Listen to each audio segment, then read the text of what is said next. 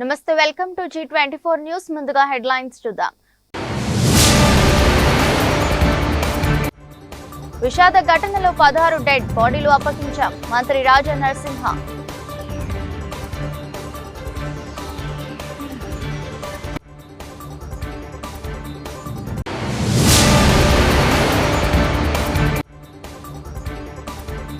Digital payment కోసం కొత్త మిషనరీని తీసుకురాబోతున్నా రవాణా శాఖ మంత్రి Ponnam Prabhakar.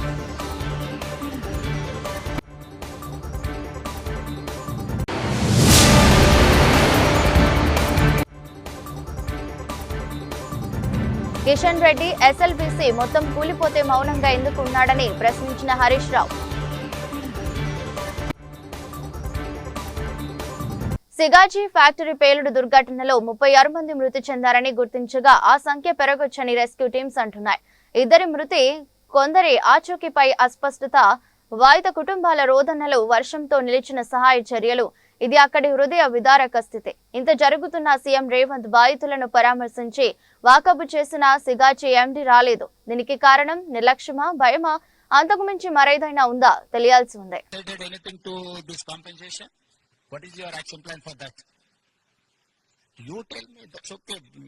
What is your this thing?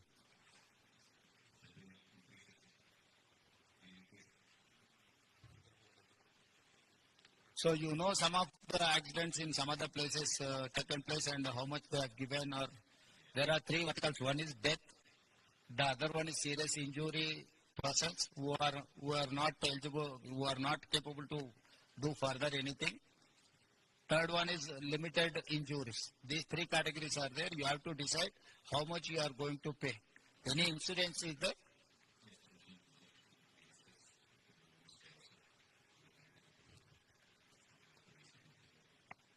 So this is the time to act with humanity. So this is not, you cannot see as an accident. No, company has to think in a way.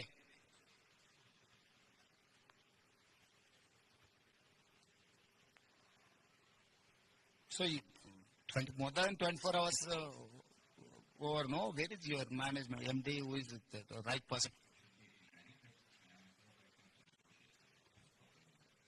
He has to come, no, the major accident taken place in your premises, he has to come, he has to see, he has to visit deceased persons or who is alive with. So he cannot avoid the situation, no. He has to come. Ask him to come and meet our district minister and labor and employment minister. We've been talking for the last 1 hour also, trying to come to some kind of So anything is there? CM గారు చెప్పినట్టు what CM Saab has told, we have to now act on humanity basis. Agreed. And we are sorry to say that your top management is not here after 24 hours. So if he's so preoccupied, why he has to run the factories? Now, such a major incident, fatal incident, accident has taken place.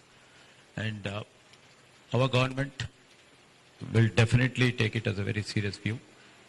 And our Minister for Labor and Minister for Medical and Health are supervising from the past 24 hours. They can spare some time. Your management doesn't have some time to come here, right? So the executive chairman, the founder, and executive vice chairman, the co-founder, both had come yesterday to see everything. It's only when people saw that, okay, they maybe our point is, could be under what would have been the proper reason for it? Because the director of factories have been telling that already some sort of indication has been given. Yes, sir. We did sign a document last night, but I think Labour Minister said that we increase it more. We have to be cautious. This is not, you have a long history of your company and factories, right? Yes, sir. And never you run has 2-3 companies. Never has it. And this is the third company. Your responsibility lies more. And yes, anyway, in factories, incident happened, but immediately action should be taken. That's how Honorable CM was also telling. First action was to whoever is injured, give blankets. పేలుడు ఘటనలో 36 మంది మృతి చెందినట్లు ప్రాథమికంగా నిర్ధారించినట్లు మంత్రి దామోదర్ రాజ నరసింహ స్పష్టం చేశారు. సిగాచి పరిశ్రమను పరిశీలించిన అనంతరం మాట్లాడారు. మృతి చెందిన వారిలో 18 మృతదేహాలను గుర్తించగా 16 మృతదేహాలను ఇప్పటికే అప్పగించామన్నారు. మరో 11 మంది ఆచూకీ లభించడం లేదని పేర్కొన్నారు. గాయపడిన వారు వివిధ ఆసుపత్రుల్లో చికిత్స పొందుతున్నారని తెలిపారు. 18 బాడీస్ ని రికగ్నైజ్ చేశాము. ఆల్మోస్ట్ 16 బాడీలు పంపించాము, ఇంకా 2 పంపిస్తాము. ఇంకా 18 బాడీస్లో DNA టెస్ట్ కొనసాగుతున్నది. మిగతా మీకు తెలుసు, ధ్రువల, ప్రణాంలో, పాలిసియాలో, స్టార్ హాస్పిటల్లో, యశోదల అన్నిట్లో అంతా స్టేబుల్ ఉన్నారు. ఒక 2 పేషెంట్లు తప్ప ఇంకా 11 మిస్సింగ్ ఉన్నారు. 36 మంది 11 మిస్సింగ్ ఉన్నారు. మిస్సింగ్కు సంబంధించి అంత డెబ్రీస్ క్లియర్ చేసిన తర్వాత ఇక్కడ కూడా ఆచూకీలు ఇది ఇక్కడ కూడా మాకు మిస్సింగ్ 11. ఇక్కడ మాకేమి ట్రేస్ అవుతలేదు. అయినా మా స్టేట్ డిజాస్టర్ ఫోర్సే కానీ అందరూ ఆ పనులనే ఉన్నారు. ఇంకొక మధ్యాహ్నం వరకు కూలికి వస్తుంది. ఇంకోటి మా దగ్గర లిస్ట్ ఉన్నది, 47 మందిది అంత లిస్ట్ ఉన్నది. సో ఇక్కడ మనకున్నది 36 మంది మరణము, మిగతా ట్రీట్మెంటు, 11 మంది మిస్సింగ్. దాన్ని కూడా సాయంత్రం మధ్యాహ్నం వరకు ఒక కూలికి వస్తుందని చెప్పి నేను విశ్వసిస్తున్నాను. రాష్ట్ర వ్యాప్తంగా ఆర్టీసీ బస్సులు టికెట్ కోసం డిజిటల్ పేమెంట్ పద్ధతిని ప్రవేశపెడుతున్నాం. డిజిటల్ పేమెంట్ కోసం కొత్త మిషనరీని తీసుకురాబోతున్నామని అన్నారు రవాణా శాఖ మంత్రి పొన్నం ప్రభాకర్. ప్రాంత ప్రజలకు అదేవిధంగా ప్రతి పౌరుడు ఉపయోగించుకున్నటువంటి ఆర్టీసీ సంస్థలో కొన్ని రిఫార్మ్స్ తీసుకొచ్చే భాగంగా పెరుగుతున్నటువంటి సాంకేతికతను ఆధారంగా చేసుకొని ఐటీ మిషన్స్ అంటే క్రెడిట్ కార్డు కానీ లేదా ఇతరత్ర ఏదైతే డిజిటల్ పేమెంట్స్ ద్వారా ట్రాన్సాక్షన్ చేసేటువంటి అంశం ఉందో దాన్ని బస్సులో ప్రయాణించే వాళ్ళు ఉపయోగించుకునేటువంటి విధంగా కొత్త యాప్ తోటి, కొత్త మిషనరీ తోటి ఈ యొక్క కార్యక్రమం తీసుకోవడం జరిగింది. ఇప్పటికే హైదరాబాద్ లాంటి నగరంలో 3 నెలల కింద ప్రారంభమైన పథకం ద్వారా డిజిటల్ పేమెంట్స్ దాదాపు 16-20% దాకా పెరుగుతూ ఉంది. తెలంగాణలో ఇప్పటికే దాదాపు 9-10 వేల బస్సులు, 6,000 బస్సుల పైన ఈ డిజిటల్ పేమెంట్ సిస్టమ్ కానీ అదేవిధంగా ప్యాసింజర్కు డెస్టినేషన్ ఇచ్చేటువంటి విధానం లోపల ఎటువంటి డిస్టర్బెన్స్ లేకుండా తొందరగా టికెట్ ఇచ్చేటువంటి విధంగా పంచుకొట్టడము, వాటికి వీటికి ఆ మాన్యువల్ కాకుండా టెక్నికల్ సిస్టమ్ లోపల కన్వీనియన్స్ అండ్ అకౌంటబిలిటీ ఉండాలంటే దానికి సంబంధించిన డాటా అంతా కూడా హెడ్ ఆఫీస్లో సింక్రనైజ్ అయ్యి ఎప్పటికప్పుడు బస్సులో ఎంతమంది ప్యాసింజర్స్ ఉన్నారు, ఎక్కడి దాకా వెళ్తా ఉన్నారు, రెవెన్యూ ఏంది అనేది అంతా కూడా ఆన్లైన్ చెక్ చేసుకునే సిస్టమ్ లోపల ఈరోజు ఆర్టీసీని వ్యవస్థీకరించడం జరిగింది. తప్పుడు వార్తలు ప్రచారం చేస్తే ప్రజలు ఇలాగే తిరగబడతారా? అజిత గారు మహా టీవీ అజిత గారు చెప్పడం ఏంటంటే ఏదో తమ్నేల్ మిస్టేక్ జరుగుతుంది. అది డెఫినెట్గా మిస్టేక్ కాదు.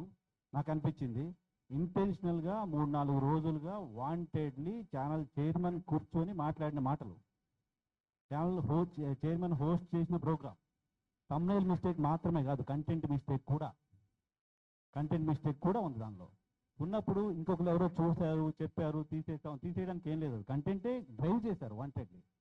అది డ్రైవ్ చేశారు కాబట్టి బీఆర్ఎస్ వెళ్ళి దాడి చేయడం కరెక్ట్ అంటే డెఫినెట్గా కాదు. బీఆర్ఎస్ పార్టీ లేదు. నేను మొత్తం వీడియోస్ అన్ని విన్నాను. మీరు ఆ వీడియోస్ తీసేశారు. ఇప్పుడు బహుశా మీరు ఎవరి మద్దతు అయితే కావాలనుకుంటున్నారో వాళ్ళందరికీ ఆ వీడియోస్ మళ్ళీ ఒకసారి వేసి చూపించండి. తెలంగాణ ప్రజలకు సంబంధించిన సమస్య పైన మీరు ప్రోగ్రామ్ చేస్తుంటే, మీ పైన దాడి జరుగుంటే డెఫినెట్గా ఈరోజు తెలంగాణ సమాజం మొత్తం మీతో పాటు ఉండేది.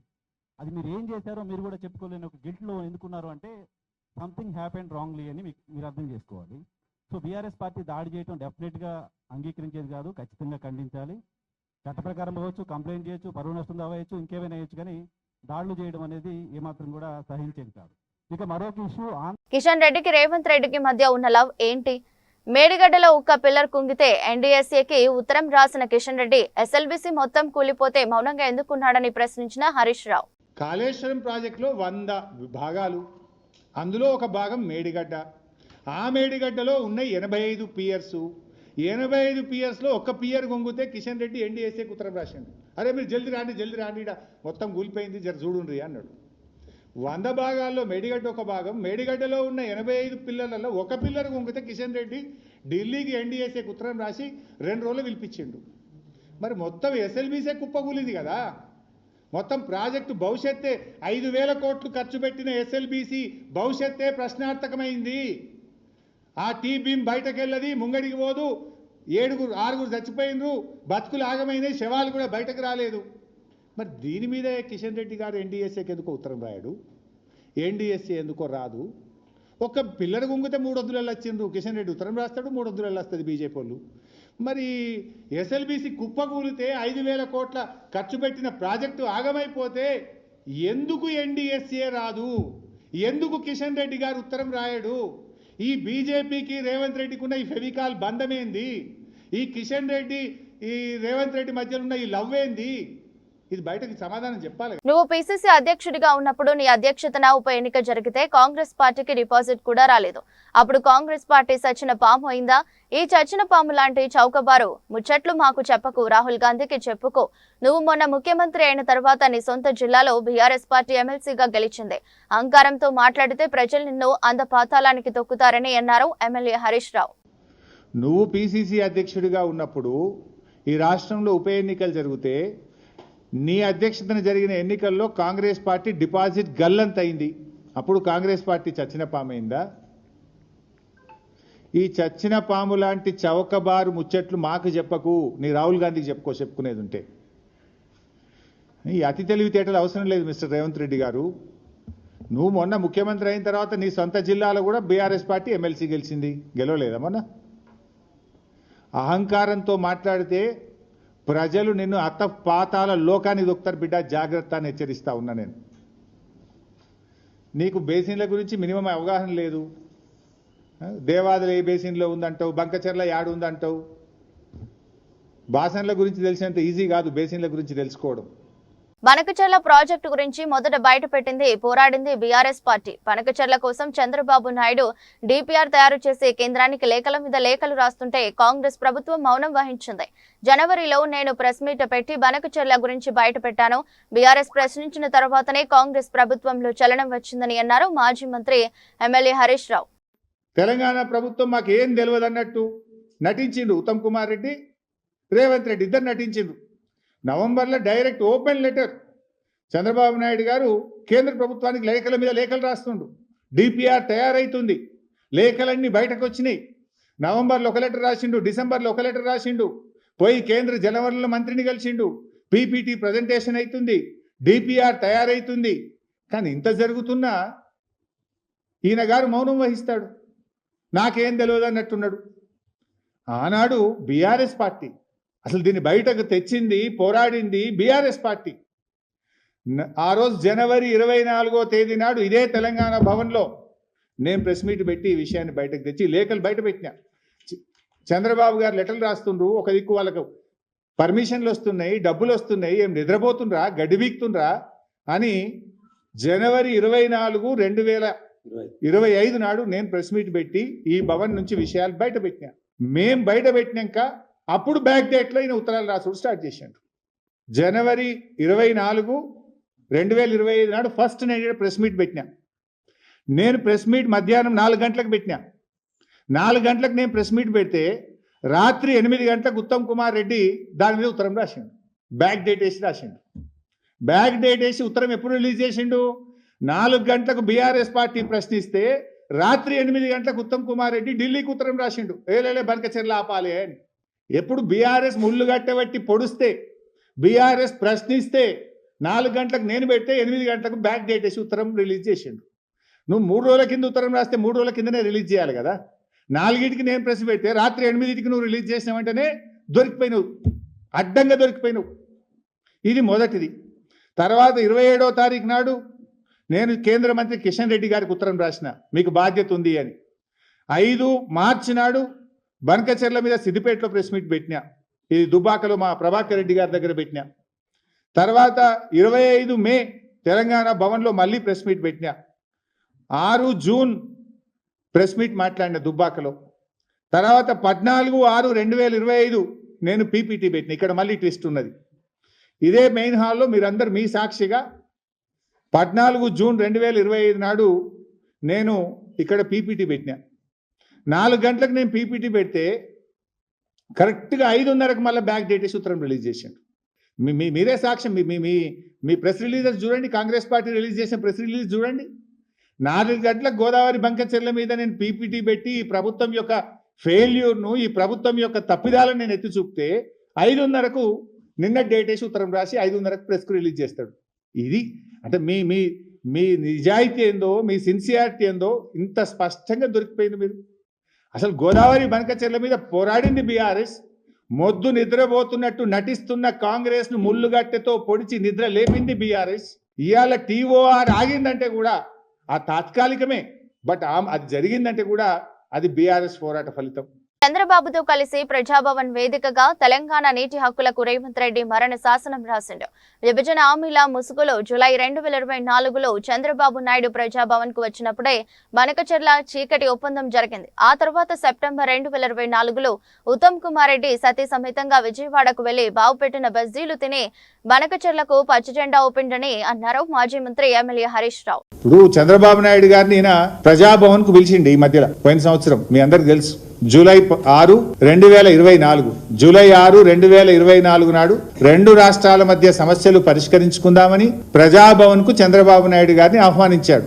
ఆహ్వానించిన తర్వాత ఆ విభజన హామీల ముసుగులో గోదావరి బనకచెర్ల చీకటి ఒప్పందం ప్రజాభవన్ ఆధారంగా రేవంత్ రెడ్డి చంద్రబాబు నాయుడు మధ్య జరిగింది. ఎందుకంటే జూలై 6, 2024 నాడు ప్రజాభవన్ లో రేవంత్ రెడ్డి చంద్రబాబు నాయుడుల మీటింగ్ జరిగింది.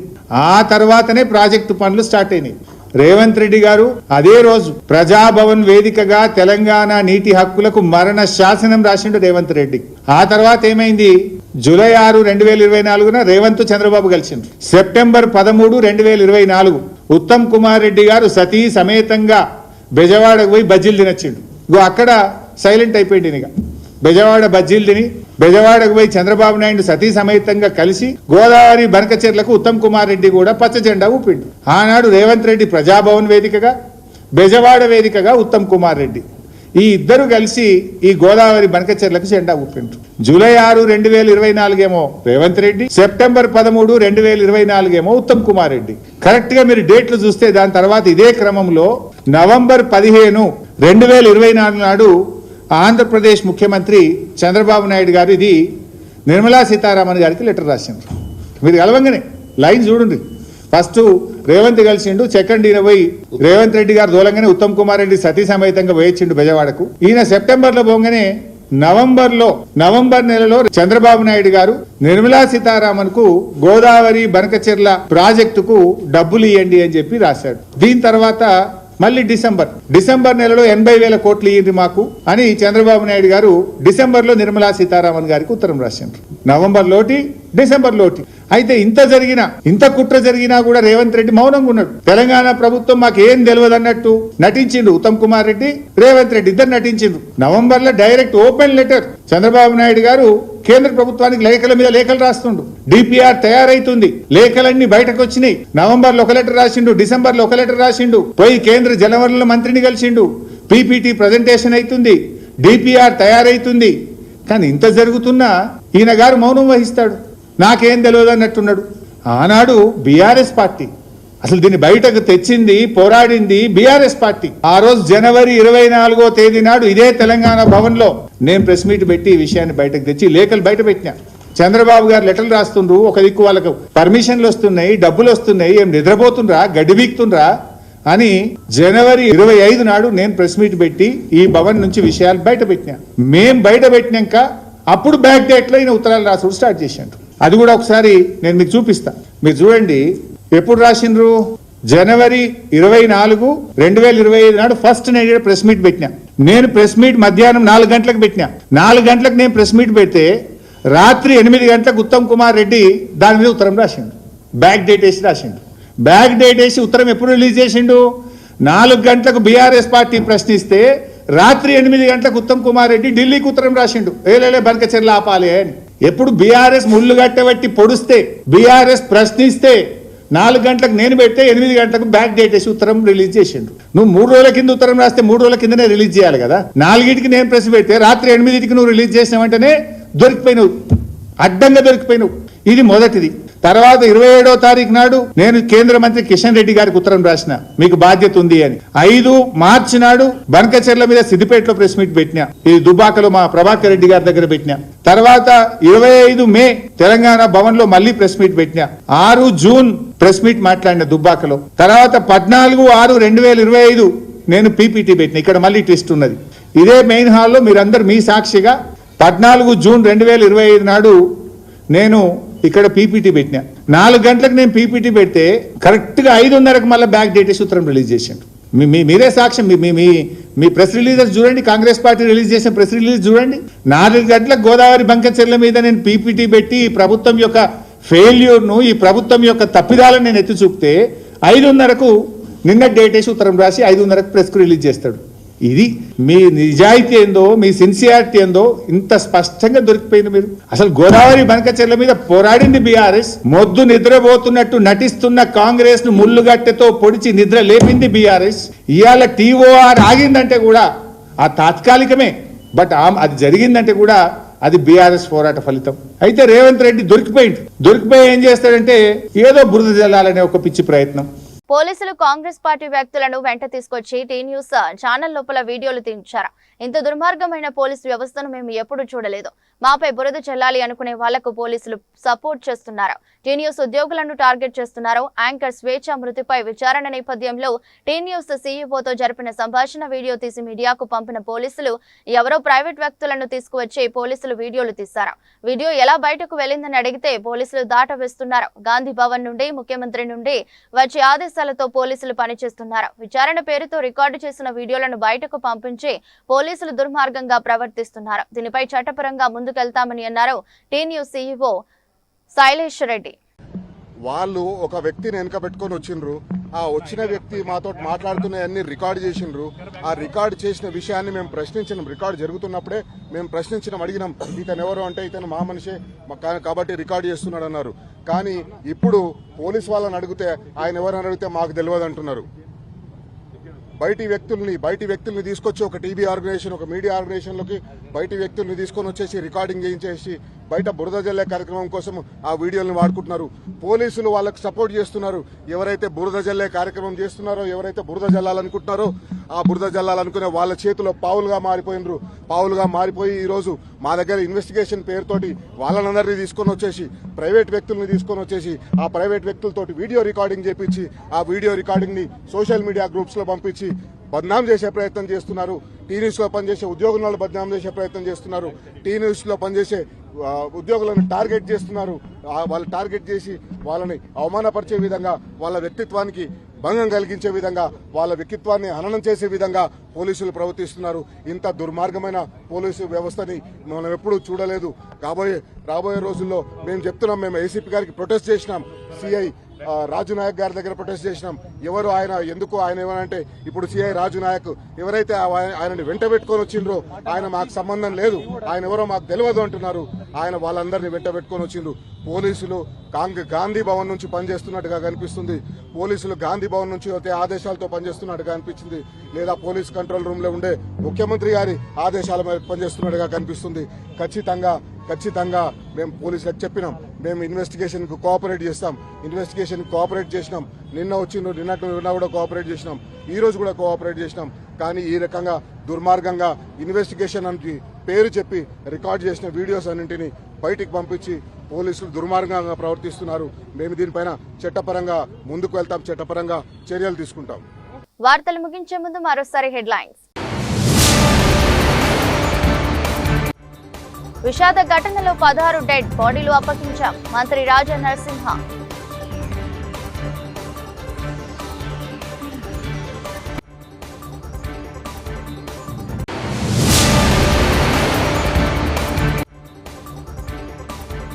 డిజిటల్ పేమెంట్ కోసం కొత్త మిషనరీని తీసుకురాబోతున్న రవాణా శాఖ మంత్రి పొన్నం ప్రభాకర్.